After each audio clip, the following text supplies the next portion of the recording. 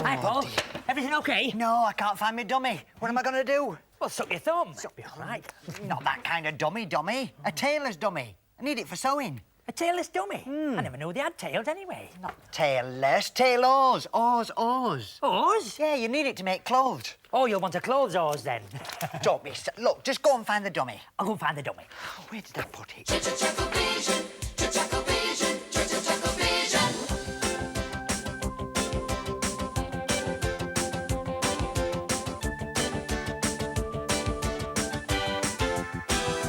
ChuckleVision, ChuckleVision.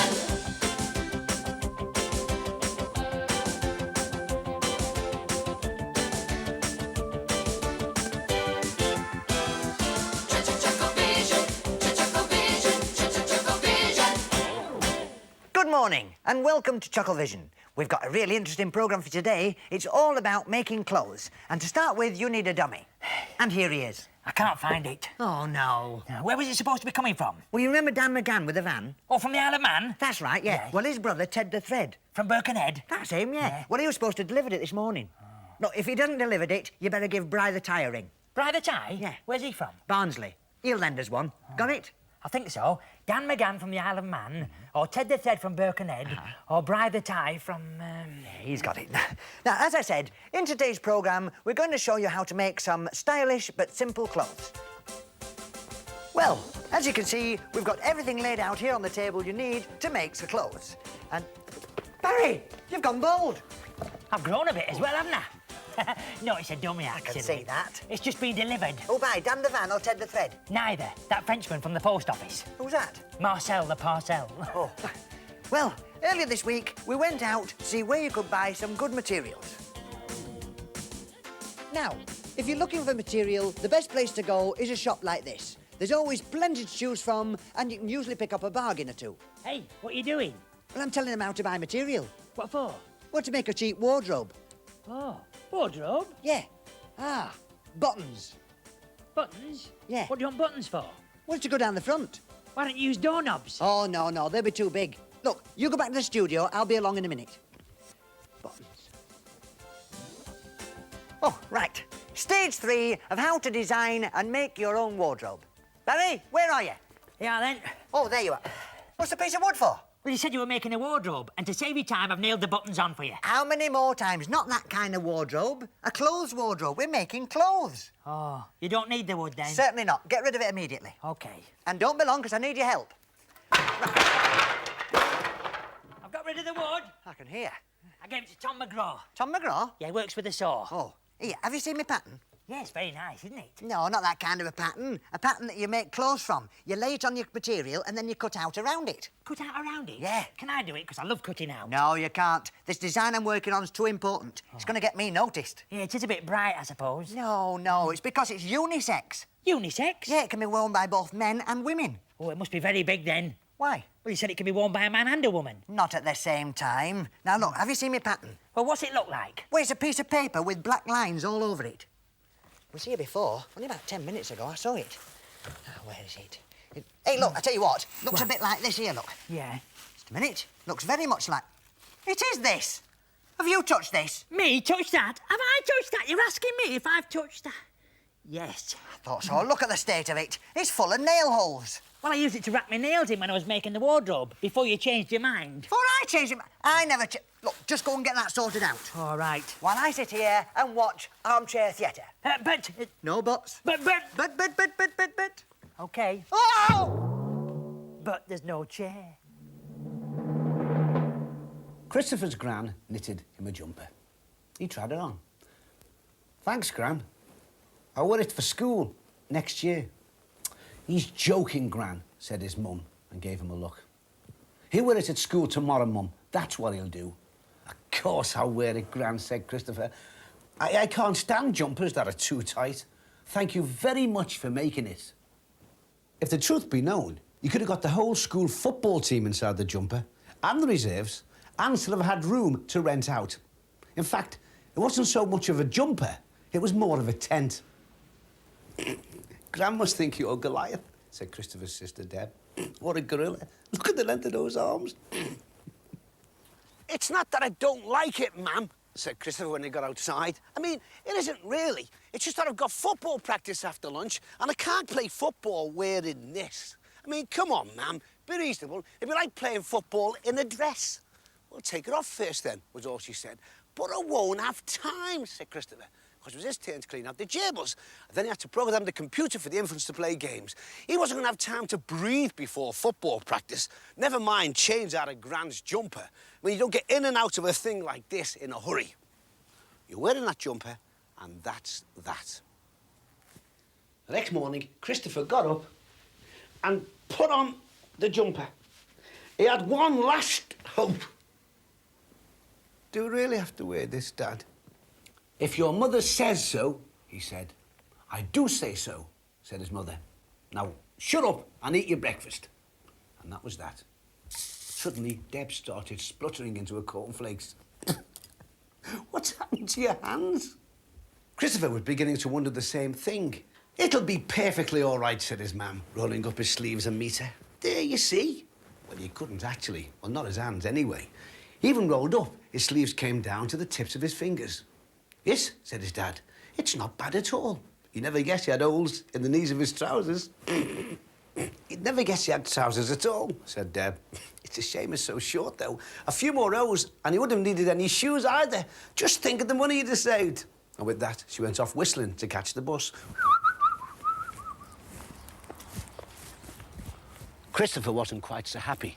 He couldn't take the jumper off until it was around the corner. And then he bundled her up as small as he possibly could and jammed it into the bag. The morning went just as normal right until after lunch. Christopher had just finished his fourth and last peanut butter and jam sandwich when his friend Paul came up.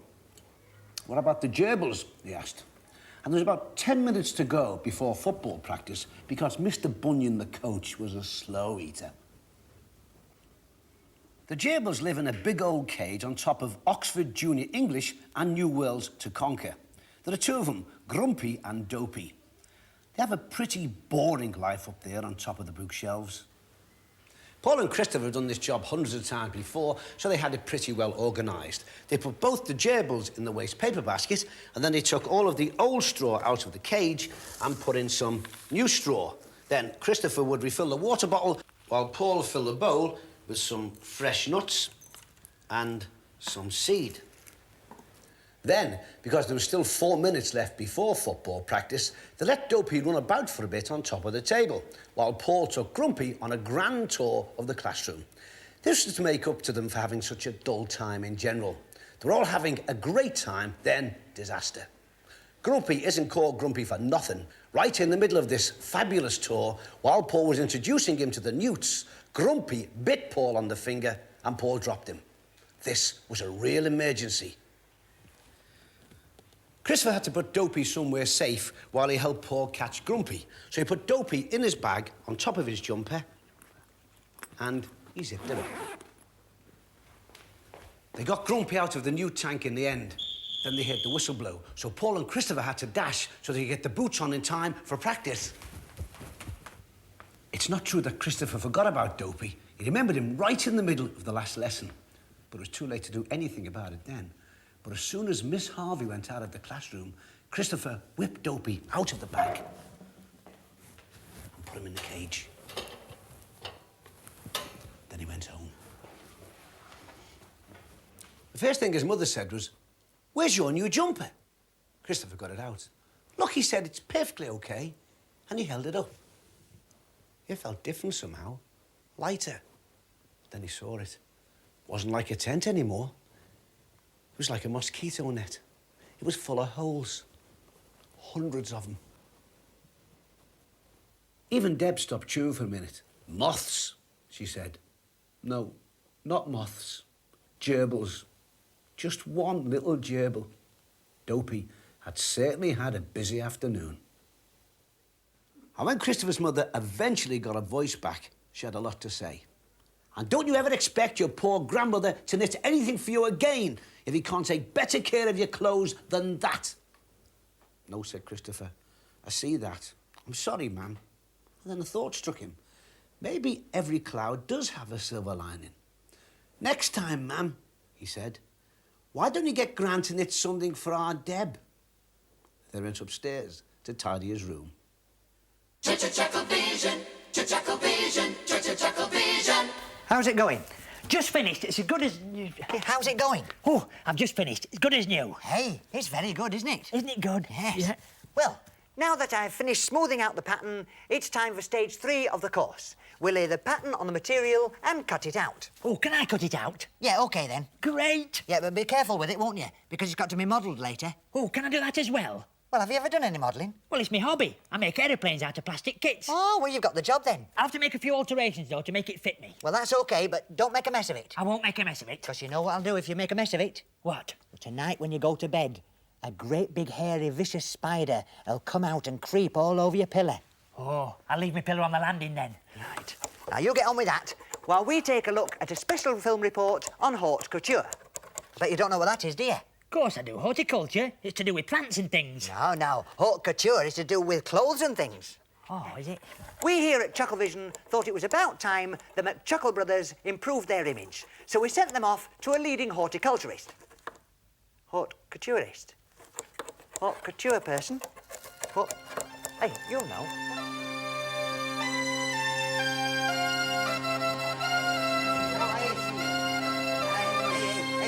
See, Jimmy. Yes, you need a complete change of image, you know. Hey, It's your style, it's very nice. Jimmy. I see you, Jimmy. No, it doesn't match your beard. You see? This one. Hey. And that goes with your eyes. But Jimmy. Hey, I see, Jimmy.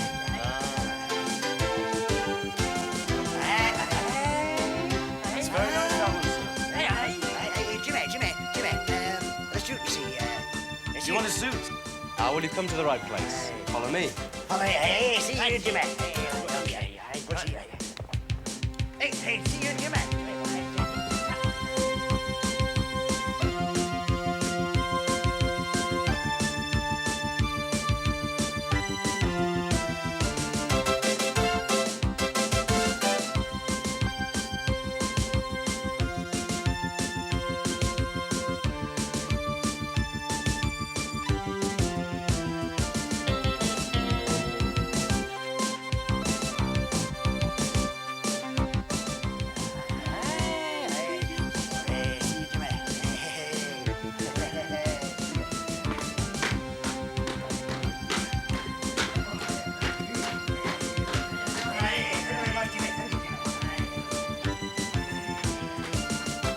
How's it going? Great. I'm just going to start sewing it up now. Oh, but I was just going to show the viewers all the pieces before they were sewn together. Oh, there's no need to do that. I've already done it, so you no need to bother yourself. Have you cut it out properly? Exactly. With just a few alterations of my own to make it a bit more unisexy. More unisexy? Yeah. Let me have a look.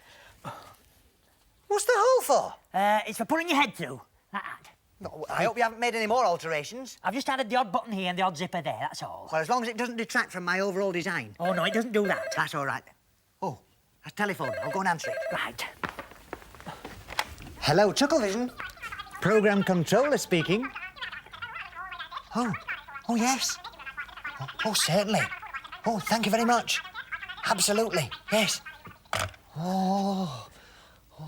Hey. Get down. Hey, what are you doing? Well, you know who that was? No, was it? Only Kensington Palace. Great, they're in the 3rd Division, aren't they? Could be No, going up. Kensington Palace, where a certain member of the royal family lives. Was it? Yeah, they thought they'd phone up and let me know that she was watching the programme with interest. She? Yeah, this could be the break I've been waiting for. I could be a top designer. What, milk tops, spinning tops? No, clothes tops. I mean, top clothes designs. So this little number we're knocking up has got to be spot on, all right? Don't worry, it'll be great. I've booked some lessons in fashion coordination with Simon Lovell. Oh, good. Well, I don't know much about fashion, but as it's Barry, I'll do my best to help him out with this new image. Hello, Barry. Hiya, Simon. You're after a new image, then? That's what I'm after, a new image. Well, what you're wearing now, it's all wrong. Is it? The modern trend is to have silks hanging from the front of your trousers. Silks from the front of the I'll show you. I've got some here. Have you? Which ones do you want? Could I have the blue one? You can have the blue ones, Great. but I'll show you what it looks like with the purple ones on me, then you can decide if you like it. OK, then. First of all, the fashion knot. The fashion knot. It's got to be a fashionable knot. Fashion knot. Just like so. And then you tuck them into your trousers. Now, what do you think? Well, it's different, isn't it? We'll try it on you, see if you like it. Great, OK. The blue ones, now remember, the fashion knot. The fashion knot. That's important. Yes. And then they're tucked into the trousers. Hey, What do you think? I don't know. What do you think? A I quick think it suits twirl.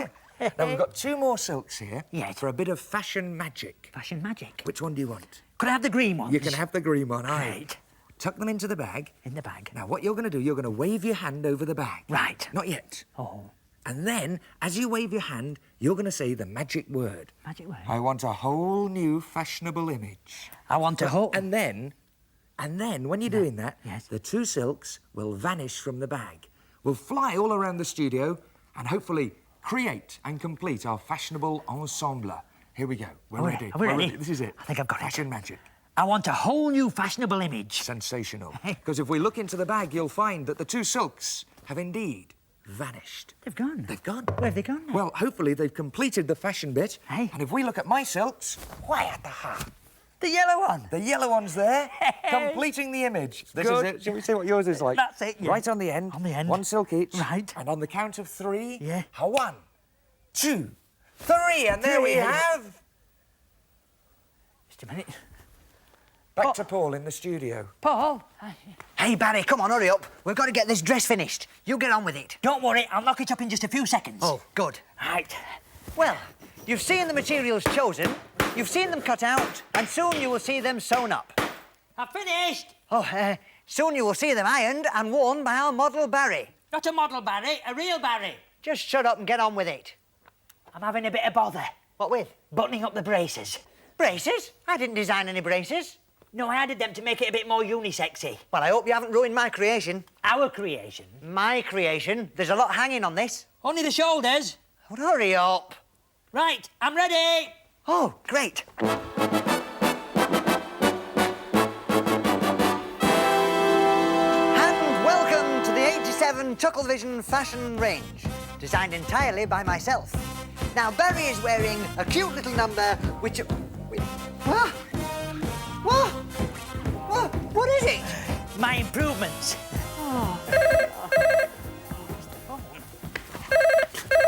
Hello? Oh, yes. Right. OK, thank you.